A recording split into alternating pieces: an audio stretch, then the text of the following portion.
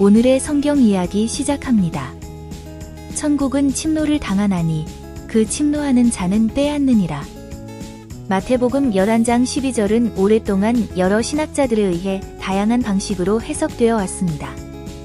칼빈과 매튜 헨리를 비롯한 많은 전통 해석가들은 이 구절을 천국이 부흥과 열심으로 하나님께 붙잡힌다는 의미로 해석했습니다.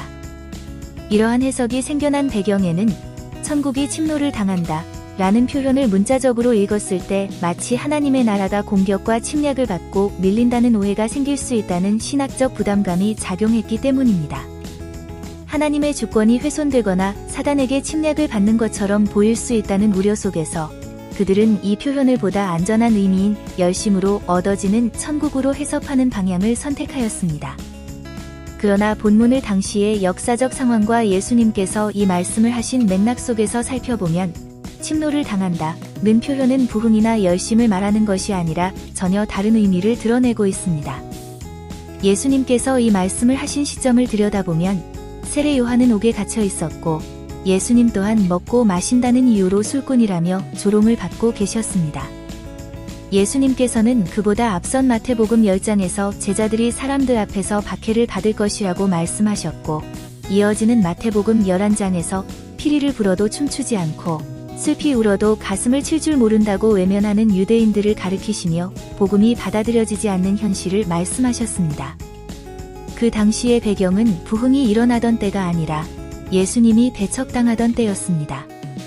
이러한 맥락 속에서 천국이 침노를 당한다는 예수님의 말씀은 하나님의 나라가 부흥기에 접어들었다는 의미가 아닌 예수님을 통해 드러난 구원의 방식을 유대인들이 마음을 닫고 외면하고 있다는 현실을 질책하시는 말씀으로 읽어야 합니다.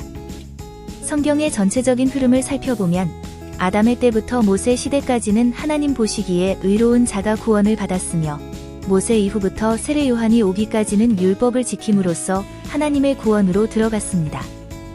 그러나 세례 요한의 때부터는 구원의 방식이 완전히 전환되었으며 예수 그리스도를 통해서만 하나님께로 나아갈 수 있게 되었습니다. 예수님께서 내가 곧 길이요 진리요 생명이니 나로 말미암지 않고는 아버지께로 올 자가 없다고 말씀하신 것처럼 구원의 문은 이제 오직 그리스도를 통하여만 들어갈 수 있게 된 것입니다. 그러나 제사장들과 바리새인들은 이 전환된 구원의 문을 복음으로 받아들이지 않았습니다. 또한 예수를 믿고 따르는 무리들마저 미혹하며 박해했습니다. 예수님께서 너희는 들어가지도 않고 들어가려는 자도 막는다고 하신 마태복음 23장 13절은 이들을 보고 탄식하며 꾸짖은 말씀입니다.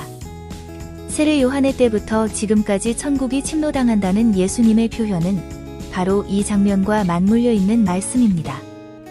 하나님께서 변환시키신 구원의 문이 거절당하고 막히고 있으며 예수님을 통해 나타난 복음의 길이 서기관들과 바리새인들의 완악함 속에서 공격받고 있다는 애통의 말씀입니다. 이렇듯 천국이 침노당한다는 말씀은 부흥과 열심을 의미하는 것이 아닙니다. 또한 하나님의 나라가 사단에게 공격당하고 있다는 의미도 아닙니다.